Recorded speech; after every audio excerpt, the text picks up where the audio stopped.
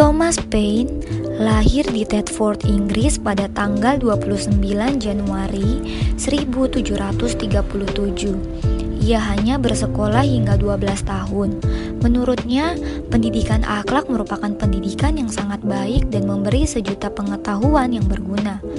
Thomas Paine kemudian bekerja dengan ayahnya, yaitu membuat korset selama 3 tahun. Setelah itu, ia melaut dan kembali lagi menjadi pembuat korset hingga 19 tahun.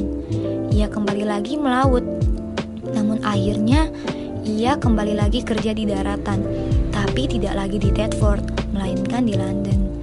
Di sana, ia bekerja untuk membuat korset dekat Drury Lane, sedangkan waktu senggangnya ia pergunakan untuk mengikuti pelajaran-pelajaran dalam ilmu falak. Setelah itu, ia mulai tertarik bekerja di pabean. Tapi sebelum ia bekerja di pabean, ia menikahi seorang wanita, namun hanya setahun karena istrinya wafat. Ia menjadi pabean karena mertuanya bekerja di pabean. Disebabkan karena ketidaktelitian dalam menjalankan peraturan, maka ia pun dipecat dari jabatannya. Kemudian, Paine kembali membuat korset selama waktu singkat. Kemudian ia hidup melarat sebagai seorang guru yang bergaji selama 25 tahun di Kingston. Setelah kemudian menjadi pabean lagi, Paine kembali menikah lagi pada tahun 1771 dan membangun toko tembakau dan rempah-rempah sebagai cara untuk menambah pendapatannya. Selama tahun-tahun yang terakhir ini, Paine sering sekali mengunjungi White Hart Tavern yang merupakan tempat pertemuan sebuah perkumpulan sosial yang ia masuki sebagai anggota.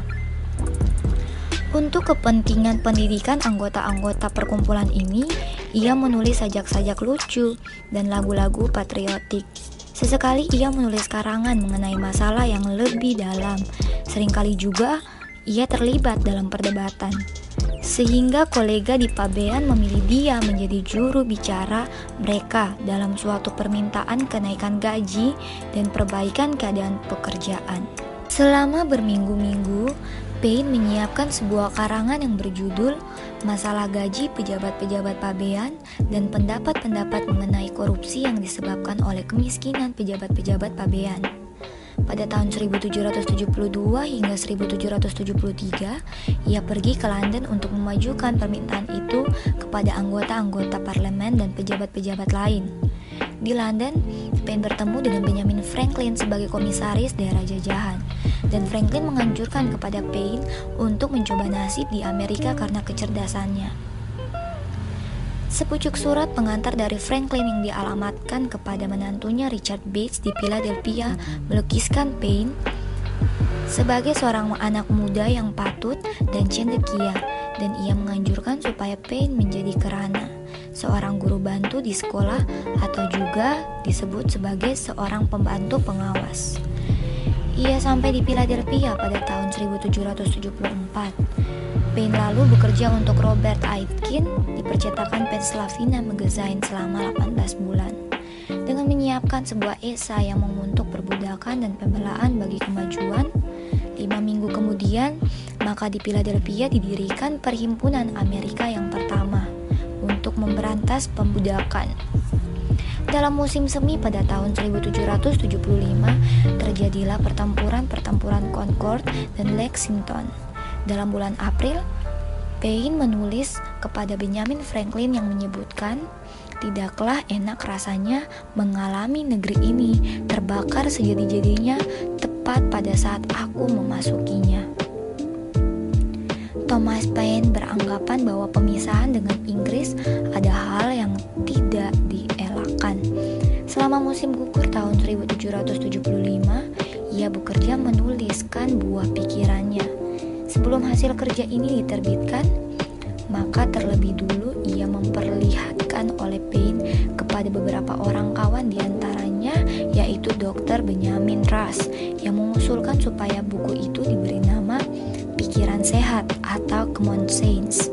Rush menolong Paine mencari seorang penerbit yaitu Robert Bell, yang merupakan seorang pedagang buku dan pencetak berbangsa Skot di Philadelphia. Buku tersebut berisikan 47 halaman yang ditulis oleh seorang Inggris, telah diterbitkan pada tanggal 10 Januari 1776 dengan seharga 2 shilling. Dalam waktu 3 bulan saja terjual habis 120.000 jilid, suatu jumlah yang tidak dibandingkan dengan jumlah penduduk yang ada pada masa itu, sehingga bisa dikatakan bahwa 13 koloni ini telah membaca buku tersebut. Walaupun penjualan yang begitu luar biasanya, Paine tidak bersedia untuk menerima uang honorium biar sepersen pun.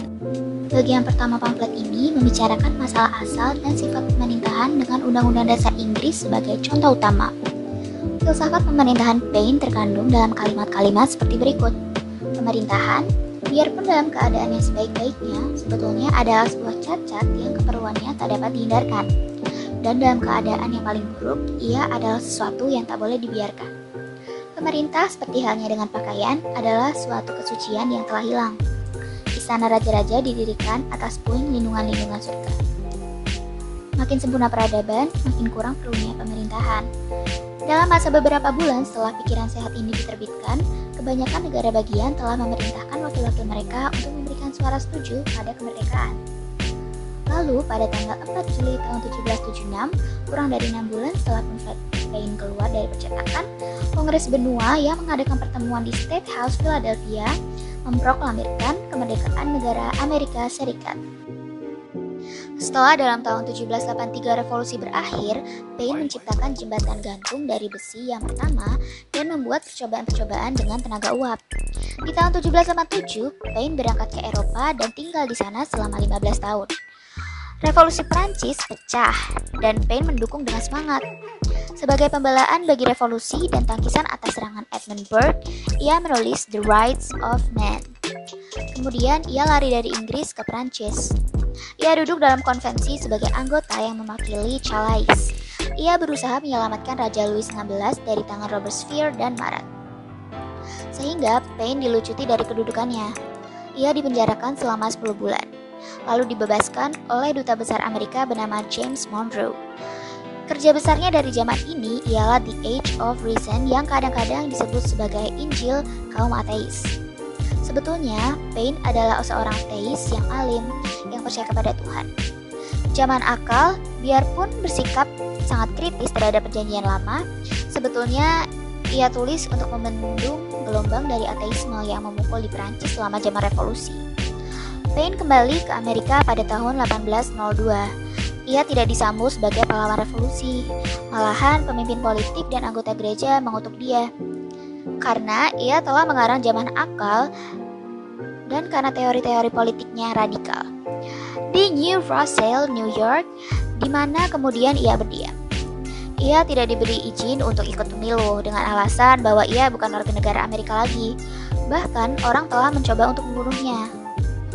Selama 7 tahun, ia mengalami penghinaan, kebencian, kemelaratan, dan kesehatan yang buruk. Sehingga pada tahun 1809, Thomas Paine dinyatakan meninggal sewaktu berusia 72 tahun. Namun, ia tidak diizinkan untuk dikubur di perkuburan kaum Quaker.